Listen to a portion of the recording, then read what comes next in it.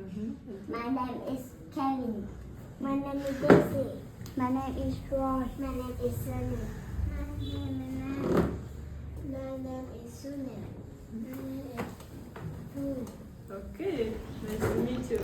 This is a private class of English students in Da Nang, Vietnam.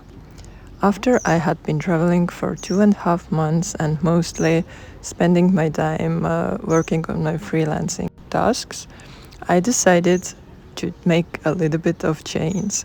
So now I'm freelancing, but I'm also working as a volunteer at different places. So I started with this Workaway program in Vietnam, and I was there for 2 weeks, and I was a teacher at English Speaking Cafe, and also I did some of those private lessons in different places. It was absolutely a great experience. I really love how when you're a volunteer, you get right into the local life from the moment you get to the country. Because when you're a tourist, then sometimes it's a little bit difficult to get connected to the local people so quickly. But here, this was one of my favorite classes.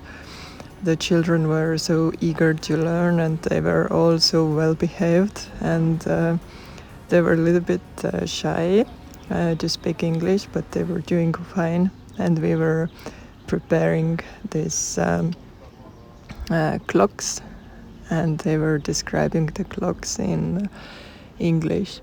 So when you're volunteering with Workaway or Workpackers, then you will get free accommodation, and also in some cases you get free meals. And you should work from 2 to 5 hours every day. And there are so many different options, like thousands of the options.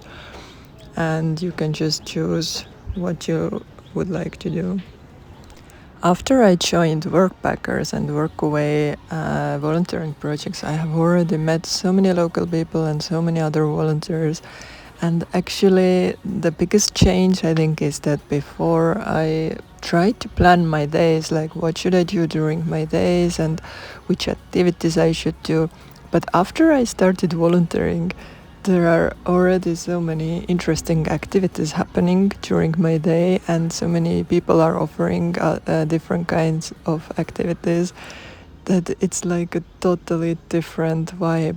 Things are just happening, and people are just coming into your life. And of course, the volunteers are like one big family.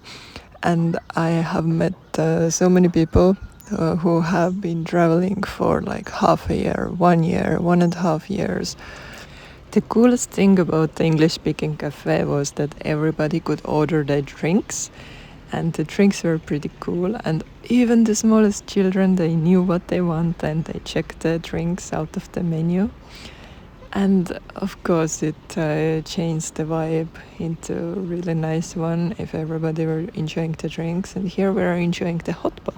On my first day, some of the people working at the cafe invited me to join. And this was one of my favorite classes. They were class 12 students, and they were so excited to see me as they had not seen any foreigner before. And they just wanted to take photos and talk to me. And these are the cute children, like 4 to 6 years old children who were learning English. And the only time when they were actually calm were when they got the drinks. So all the other time in the class was not like that. It was pretty different. And also the vocabulary was sometimes amazing, that they had to learn, like the words were not so easy, but a lot of the students were quite sharp, and they learned the vocabulary quite quickly. And this is one of the coolest students I had. She was 21 and she just wanted to learn again the English. And yeah, in the evenings we had these English speaking cafes at the rooftop.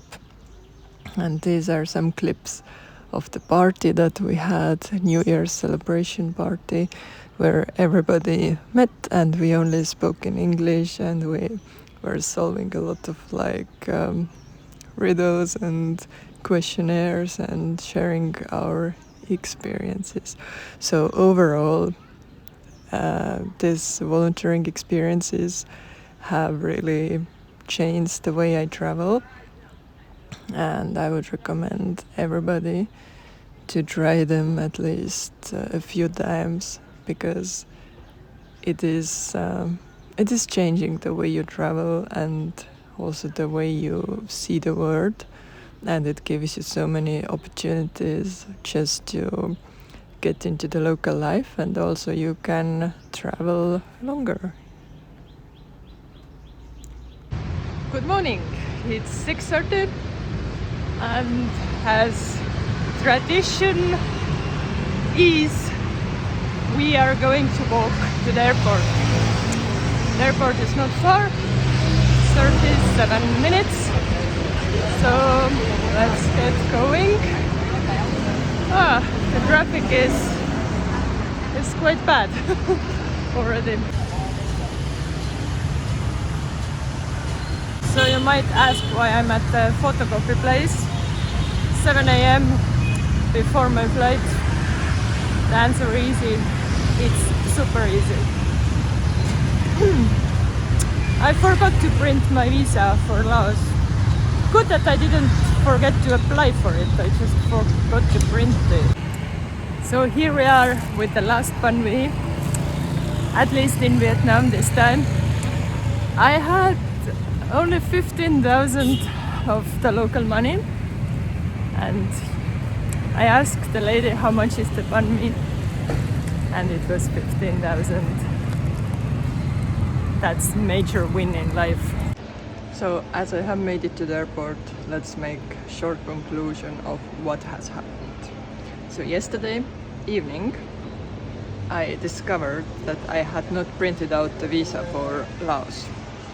It was 9:30, and I was not sure if I can ever print it anywhere. I was even thinking maybe they don't let me into the country because they're very strict or something. Then I checked the photocopy shops. There were some that were like open 24/7 but had no reviews. I had little faith in those. So I checked the ones that had like several reviews and that had opening hours. And I found that there were few shops that were open like 6:30 in the morning. Well, as my flight is 9:30, it seemed fine. But I was like really skeptical about these opening hours because they could be wrong. So in the morning, I walked up to the first shop, and it was actually open. And it was not only open, but it was super busy. Like everybody was printing, scanning, photocopying. Like it was literally like busy. And I had to wait like 10 minutes to get my stuff done. And then another small detail is that in the evening I discovered that my post to where I'm going to in Laos has been taken off the volunteering platform Workaway.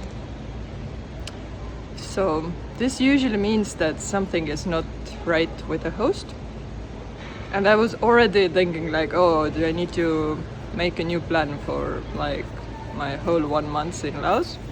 But luckily, I already got reply from the people in this customer service, and they told me that there was like minor conflict, and the issue was not anything that I'm concerned with.